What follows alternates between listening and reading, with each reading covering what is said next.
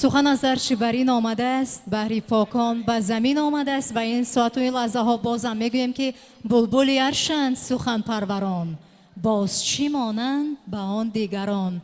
پرده رازی که سخن پروری است، سنتی از آیت پیغمبری است.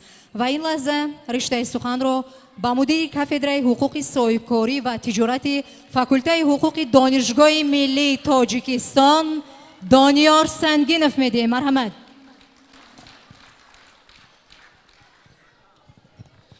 تشکر زیاد. واقعا امروز شرکت دور مدیا، دور کمپانی توانسته است که با دستگیری دوشنبه 18 ورد خوار چهارمین سال نوی را در سطح عالی برگزار نماید.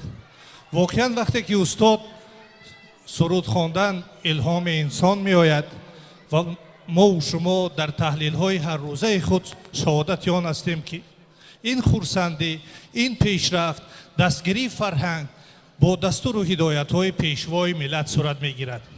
واقعا محترم امام علی رحمان توانستند برای هر یکی ما صلح و ثبات، آزادی، انکشاف فرهنگی را فراهم آورند.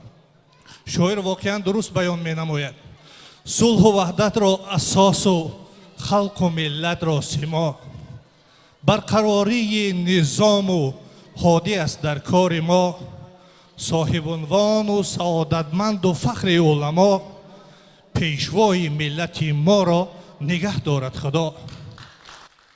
جنگ را از بین برد و ملک را آرام کرد، هر گروه متحد و سرکشان را رام کرد، هر چی کاری کرد آن را بهر خود نه عام کرد، پیشوای ملت ما را نگه دارد خدا.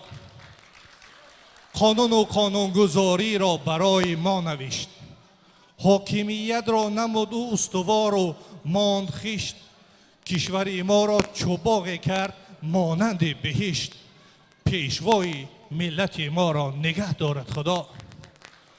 تاجیکستان عزیزم کرد مشهور جهان، یا که نوروز عجم را جشن بین مردمان، دانیا را با شاکر و دعاگو هر زمان، پیشوای ملت ما را نگه دارد خدا.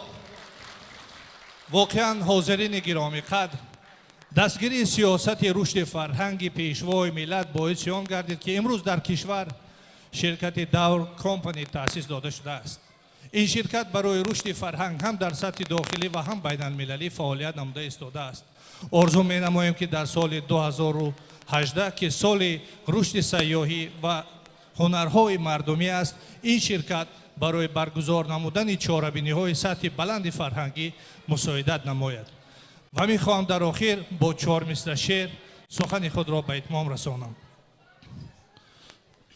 سال نو سال امید و هم برار کار باد، در سعادتمندی ما را عالم افکار باد، در ره آبادی دایم ملتم بیدار باد. خیر ای سال کهن، خوش آمدی ای سال نو. تشکر زیاد. سلامت باشد، سال نوتان مبارک باشد. دور کمپانی، از آرزو با موفقیت.